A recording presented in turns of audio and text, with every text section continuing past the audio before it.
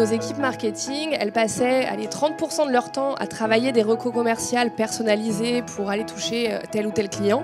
Et finalement, 70% de leur temps, elles le passaient à faire de l'assemblage de slides parce que justement, dans cette masse de contenu que l'on produit au marketing et que je pense tous les marketing produisent un peu à foison, les commerciaux ne s'y retrouvaient pas et faisaient appel au marketing pour venir faire de l'assemblage, du pick and choose sur des documents qui étaient créés et recréés à partir de quelque chose de déjà créé.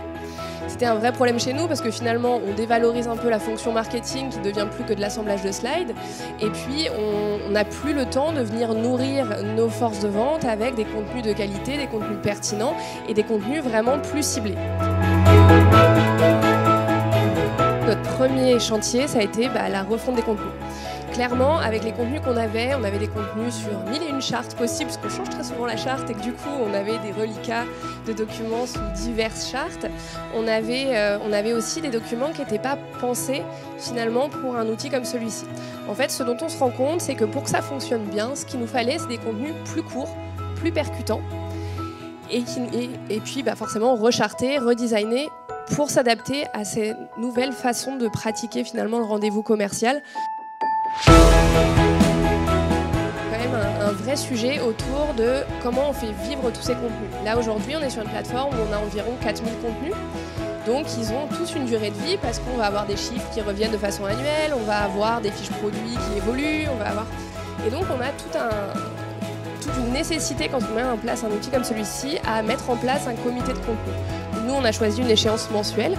Et ça nous permet chaque mois de revoir les contenus qui sont en ligne, voir ceux qui fonctionnent, ceux qui ne fonctionnent pas, ceux qui sont ouverts, jamais ouverts, de pouvoir se poser les bonnes questions. Finalement, est-ce qu'ils sont mal rangés ou est-ce qu'ils ne sont pas percutants ou est-ce qu'ils sont juste pas utiles? Et ça nous permet aussi de nous remettre en question dans la surproduction que l'on pouvait avoir parce que quand on analyse ces chiffres et qu'on se rend compte qu'un contenu qu'on pensait super et génial et nécessaire a été ouvert 2 fois, on se dit finalement le besoin il n'était pas là. Là, je vais venir avec ma tablette, mes contenus prêts à l'emploi et je vais pouvoir mieux comprendre le besoin client parce que je vais être dans l'écoute client. Je vais pouvoir aussi recommander en envoyant tout ce que j'ai pu lui présenter par mail directement depuis l'app. Et je vais pouvoir, quand je vais dans les rendez-vous à plus forte valeur ajoutée, qui vont être les rendez-vous finalement où je vais aller chercher à convaincre mon client, les rendez-vous où je vais essayer de vendre, je vais avoir toujours mon outil à côté de moi pour répondre aux questions que je n'avais pas anticipées. L'idée, c'est encore une fois de casser je viens à mon rendez-vous client avec 170 slides au cas où, parce que dans le lot, je vais en présenter que 50, mais j'en ai toujours quelques-unes sous la main, parce que si m'emmène sur le terrain de la RSE que je ne l'avais pas prévu, il faut que j'ai des slides. Et en fait, nous, très souvent, on avait des commerciaux qui partaient avec plus de 100 slides en rendez-vous client, ce qui tue le rendez-vous. Et donc là, on se concentre sur les 20, 30, 40 slides nécessaires au rendez-vous. Et si j'ai des questions au cas où, j'ai Ceno, j'ai un outil avec des contenus, encore une fois, très courts, que je peux dégainer très facilement en rendez-vous client et qui vont me permettre de convaincre. C'est un sujet qui est quand même assez pointu, sur lequel on nous attendait beaucoup et sur lequel il a fallu faire monter en compétences presque 300 commerciaux qui partaient de zéro et voilà, sur lequel il a fallu vraiment les accompagner. Donc là encore, on a produit d'autres types de contenus, donc sur des quiz par exemple, où on a fait des petites vidéos où on prend un angle client avec finalement quelle pourrait être la question du client et comment moi en tant que commercial je réponds. Donc c'est des contenus vidéo qui font 2 minutes, mais sur vraiment le bon wording, sur ce que je dois répondre si on me pose cette question-là. Je suis commercial, je vois la presse sans les annotations, c'est parfois un peu difficile à prendre en main.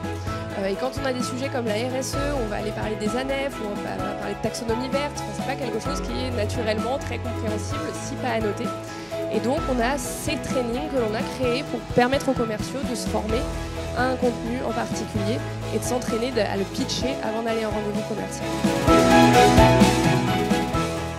Comment j'arrive à les faire switcher dans la façon d'aborder leur rendez-vous client? Puisque finalement, on n'allait plus leur fournir 170 slides et leur dire « Allez, vas-y, tu les présentes et puis voilà ». Là, on leur fournit une tablette et c'est du clé en main. Et du coup, mon rendez-vous commercial, je vais l'animer très différemment. C'est-à-dire que je vais écouter mon client, je vais rebondir sur ce qu'il me dit, je vais lui présenter la fiche produit de ce qu'il vient de me dire pour aller plus loin. Et en fait, on va être dans un ping-pong avec le client, là où avant, on était vraiment dans un cours magistral. Et donc, en fait, ce changement de paradigme, ce changement de mindset-là, on s'est fait accompagner donc, par une petite équipe interne qui est notre Sales Intelligence Hub, qui est une école de formation interne, enfin, une école de vente interne, et qui nous a permis finalement de mettre en place des ateliers d'une journée.